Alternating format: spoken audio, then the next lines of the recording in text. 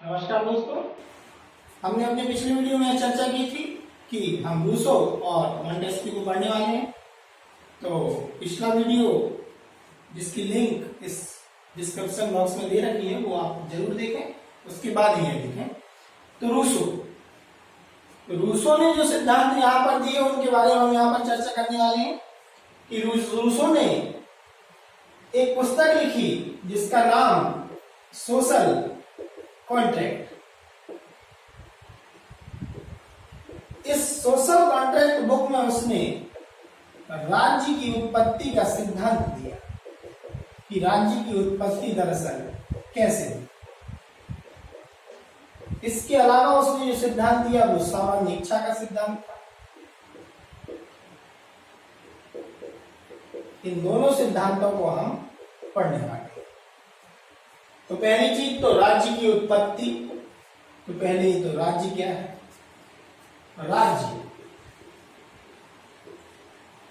राज्य किसी भी राज्य के लिए चार चीजों का होना जरूरी है। आपको पता है क्या क्या होना जरूरी है?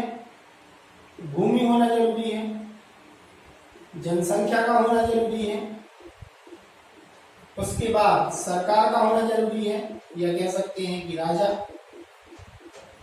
चाहे वो वर्तमान सरकार की बात करें, चाहे वो प्राचीन काल में जो सरकार होती थी उसकी बात करें, राजा होता था, राजा के मंत्री होती थी, राजा की सेना होती थी। हालांकि ये बात अलग थी कि वहां पर पूरी शक्ति का केंद्र राजा होता था। वर्तमान में ऐसा नहीं है, लेकिन फिर भी सरकार तो सरकार भी है, राजा। उसके अलावा क्या होना चाहिए? सबसे जरूरी चीज होनी चाहिए संप्रभुता। अब ये सब इनका मतलब क्या है, ये सब हम अपने आगे किसी वीडियो में चर्चा करेंगे। यहाँ पर हम फोकस करेंगे रूसो पर और रूसो के द्वारा दिए गए सिद्धांतों पर। हम अपने विषय से नहीं भटकेंगे। अभी केवल आप इतना समझ लीजिए कि ये चार चीजें अगर हैं तो उसे हम राज्य कहते हैं। तो यहाँ पर राज्य की उत्पत्ति का क्या सिद्धांत है?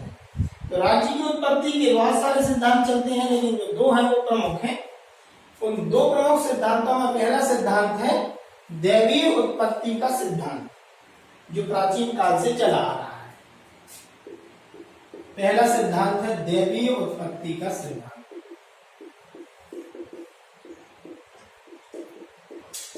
यानी कि जो राजा है वो ईश्वर का प्रतिनिधि है। राजा धरती पर ईश्वर का प्रतिनिधि है, ये दैवीय उत्पत्ति का सिद्धांत कहता है। जबकि दूसरा सिद्धांत यही है जो रूसो ने दिया, सामाजिक समझौते का।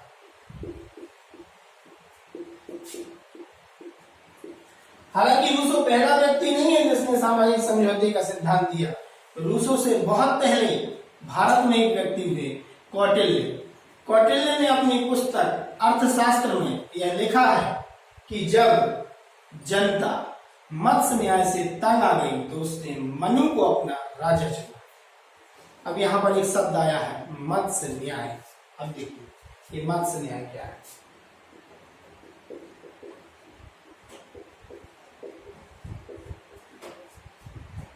मत्स्य न्याय यानी कि मत्स्य का तो मतलब आपको पता है मछली। तो आपको पता है कि जल में मछली रहती है और बड़ी मछली छोटी मछली को खा जाती है। जल का यही न्याय है।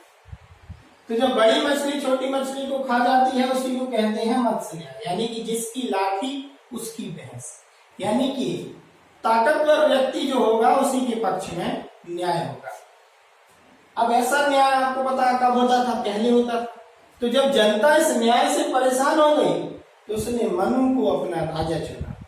कि मनु को कहा कि भाई आप हमारे राजा बन जाओ, हम अपने पूरे अधिकार आपको सौंपते हैं और साथ ही साथ हम आपको अपनी आय का कुछ हिस्सा आपको प्रदान करेंगे। जैसे कि उस समय 1/6 हिस्से की बात हुई कि हम अपने आय का 1/6 हिस्सा आपको प्रदान करेंगे, आप इसके बदले में हमारी रक्षा करिएगा। किसी शक्तिशाली व्यक्ति द्वारा अगर हमारी संपत्ति पर, हमारे परिवार पर आक्रमण होता है तो आप हमारी रक्षा करिए। तो जनता ने अपने अधिकार और अपनी आय का 6वां हिस्सा देना स्वीकार किया और राजा ने यह स्वीकार किया कि हम आपकी सुरक्षा करेंगे। तो ये मत्स्य न्याय से जब जनता परेशान हुई तो उसने मनु को अपना राजा चुन लिया और इस तरह से उत्पत्ति हुई राज्य की। ये सबसे पहले हमारे भारत में कौटिल्य ने यह सिद्धांत दिया। रूसो भी यही बात कर रहे हैं कि समाज में क्या होगा, समझौता होगा राजा और समाज के बीच, और समझौता क्या होगा, वही जो कौटिल्य ने बताया था। ठीक है, तो यहां पर बात यही है कि जब सोशल कॉन्ट्रैक्ट बुक में सामाजिक समझौते का सिद्धांत अगर रूसो दे रहा है तो वो यही कह रहा है कि सामाजिक समझौते के परिणाम स्वरूप राज्य की उत्पत्ति हो रही है। और वो आगे चलकर ये कह रहा है कि राजा यदि कोई कार्य कर रहा है तो दरअसल वह राजा की इच्छा नहीं है, वह पूरे जन सामान्य की इच्छा है। क्योंकि जन सामान्य ने क्या कहा है कि हम अपने अधिकार आपको सौंप देते हैं, हमारी तरफ से आपको निर्णय लेने का अधिकार है। जैसे कि प्रधानमंत्री जी ने लॉकडाउन लगा दिया, विमुद्रीकरण कर दिया, नोटबंदी कर दी, और भी कई कार्य कर दिए, तो उन्होंने निर्णय ले लिया कि नहीं ले लिया। अब आप ये आरोप नहीं लगा सकते कि नहीं आप अकेले कैसे निर्णय ले सकते। क्यों? क्योंकि हमने अपने अधिकार उन्हें सौंपे हैं। मतदान के दौरान हमने उनको विजयी बनाया, और जब वो अगर प्रधानमंत्री बन गए तो वो अपने अधिकारों का प्रयोग कर रहे हैं। इसका मतलब क्या है कि वो हमारी इच्छा है, दरअसल वह सामान्य इच्छा है। यानी कि सरकार, राजा यदि कोई कार्य करता है तो वह उसकी इच्छा नहीं है, बल्कि वह किसकी इच्छा है, जन सामान्य की इच्छा है। और उसी को रूसो ने कहा सामान्य इच्छा का सिद्धांत। ठीक है, उसी को रूसो ने कहा कि यह इच्छा जो है वो कैसी है, राजा की नहीं है, जबकि जन सामान्य की है, यानी कि सामान्य इच्छा का सिद्धांत। लेकिन यहां पर आप बात समझ लीजिए कि सामान्य इच्छा का सिद्धांत अगर कोई दुरुपयोग करने लगे, और अब सामान्य इच्छा के नाम पर अपने अंदर की इच्छा यदि कोई राजा, कोई प्रधानमंत्री, कोई मुख्यमंत्री अगर जनता पर क्या करने लगे, थोपने लगे, तो हम कहेंगे कि क्या आ गई, निरंकुशता आ गई। अगर कोई राजा, प्रधानमंत्री, मुख्यमंत्री सामान्य इच्छा के सिद्धांत के नाम पर जनता पर अपनी इच्छा थोपने लगे, तो हम कहेंगे कि निरंकुशता का जन्म हो गया।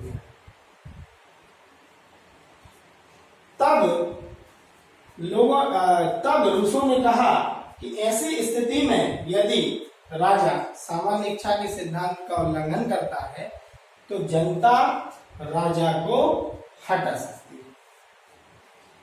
तो लोकतंत्र के विचार, उस समय लोकतंत्र आया नहीं था, लेकिन रूसो के विचारों में लोकतंत्र के बीज, प्रजातंत्र के बीज दिखाई देते हैं।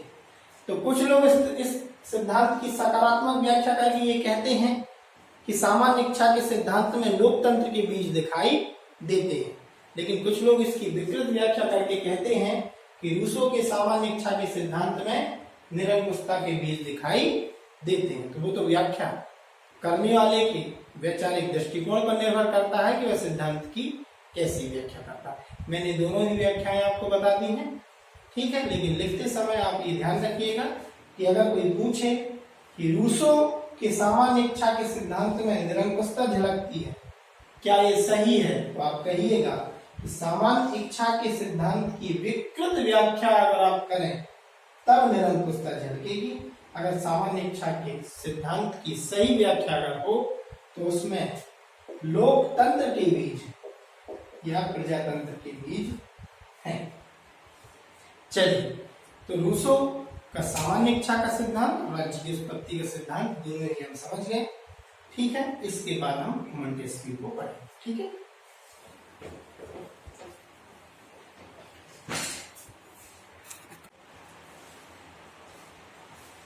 हाँ,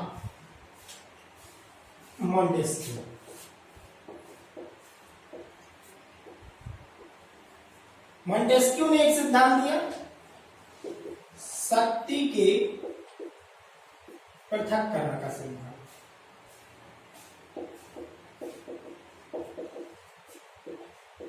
अब ये क्या है, देखिए, शासन के 3 अंग होते हैं।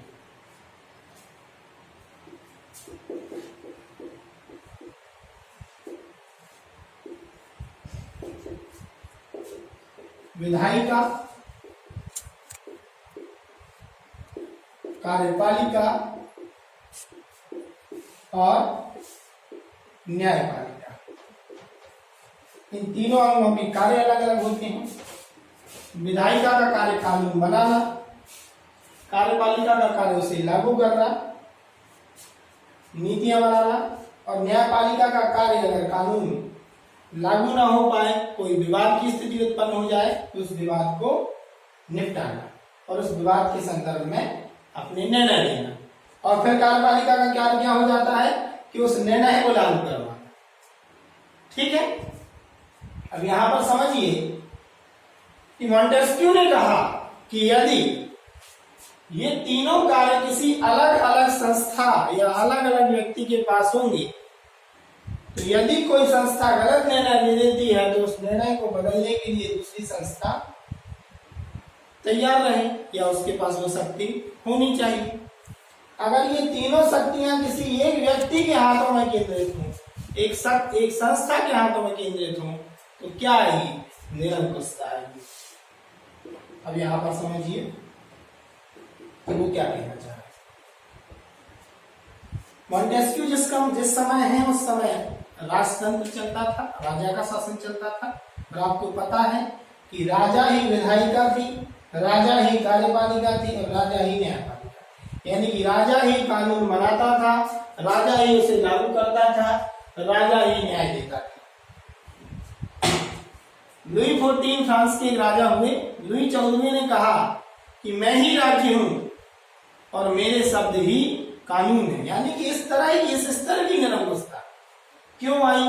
क्योंकि राजा के पास ही कानून लाने की शक्ति, राजा के पास ही लागू करने की शक्ति, राजा के पास ही न्याय देने की शक्ति।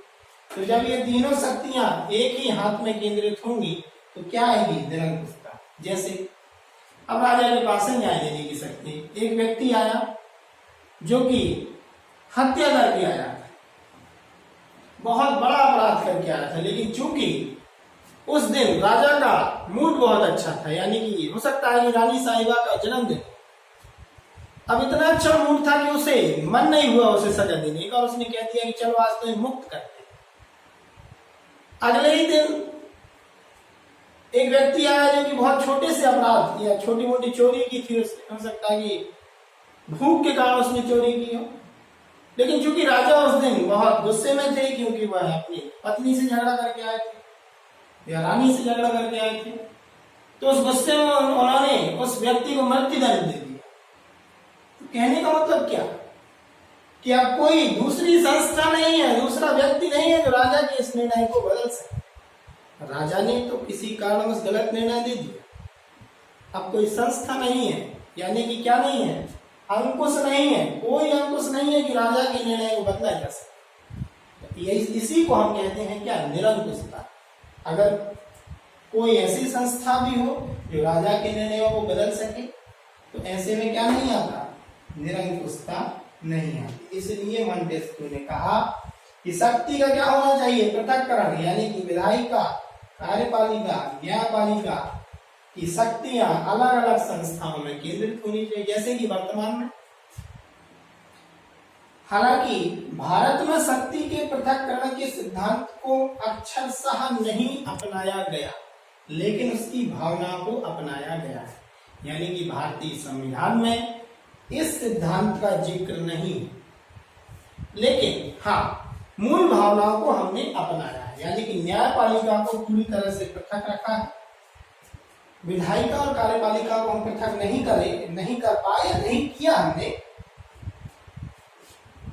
तो शक्ति के पृथक्करण के सिद्धांत को पूरी तरह से भारत में लागू नहीं किया गया है, लेकिन हाँ, भावना जो है उसकी, यदि न्यायपालिका कोई गलत निर्णय दे दे तो उसे विधायिका क्या कर सकती है? बदल सकती है। विधायिका अगर कोई गलत निर्णय दे दे तो न्यायपालिका उसे बदल सकती है। ये भारत में होता है। जैसे कुछ एग्जांपल समझ लीजिए कि मान लीजिए विधायिका ने कोई कानून पारित किया, तो न्यायपालिका में उसके खिलाफ एक रिट लगा दी गई कि ये जो कानून है वो संविधान के अनुसार नहीं है, तो न्यायपालिका उसको देखती है और अगर वो वाकई संविधान के अनुसार नहीं है तो उसको क्या कर देती है? असंवैधानिक घोषित कर देती है। ठीक है, तो अगर विधायिका कोई गलत निर्णय ले ले तो न्यायपालिका उसे बदल सकती है।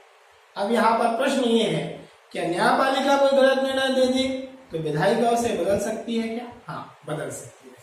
कैसे? न्यायपालिका ने कोई निर्णय दिया, वर्तमान में आपने ध्यान होगा दीपक मिश्रा जब मुख्य न्यायाधीश थे तो उन्होंने SC/ST पर कोई निर्णय दिया। अब वो गलत था या सही था, इस बारे में हम अभी बात नहीं कर सकते, ठीक है, या हम उस बारे में कुछ कह नहीं सकते। लेकिन SC/ST पर जो निर्णय दिया था, SC/ST एक्ट यानी कि SC/ST एक्ट पर जो निर्णय दिया था वो विधायिका ने बदला था कि नहीं बदला था? बिल्कुल बदला था। तो विधायिका ने न्यायपालिका के निर्णय को बदल दिया था। तो ये शक्ति का पृथक्करण है, ये शक्ति संतुलन, चेक एंड बैलेंस। अब मॉन्टेस्क्यू के सिद्धांत को अच्छी तरीके से समझ गए होंगे। ऐसे बहुत सारे एग्जाम्पल हैं जो मैं आगे चल के कई बार दूंगा। ये जैसे राजीव गांधी ने एक ऐसा ही निर्णय बदला था, विधायिका के कौन से निर्णयों को न्यायपालिका ने बदला, ये सब हम संविधान में पढ़ रहे होंगे तो हम इन सब बारे में विस्तृत चर्चा कर रहे होंगे, ठीक है। तो ये सिद्धांत आप समझ पाए कि शक्ति के पृथक्करण का सिद्धांत क्या है। देखिए, शक्ति का विभाजन अलग है और शक्ति का पृथक्करण अलग है। अभी विभाजन क्या है ये जब हम संविधान पढ़ रहे होंगे तब हम पढ़ेंगे। शक्ति का पृथक्करण मॉन्टेस्क्यू ने दिया, ठीक है। तो इस क्लास में, इस वीडियो में हमने पढ़ा रूसो ने सामाजिक समझौता एक पुस्तक लिखी जिसमें उसने राज्य की उत्पत्ति का सिद्धांत दिया, साथ ही सामान्य इच्छा का सिद्धांत दिया। और मॉन्टेस्क्यू पढ़ा, मॉन्टेस्क्यू ने शक्ति के पृथक्करण का सिद्धांत दिया। ये दोनों ही विचारक प्रबोधनकालीन विचारक थे और फ्रांसीसी विचारक थे। अब इसके आगे का जो है वो हम अपने अगले वीडियो में पढ़ेंगे। Thank you.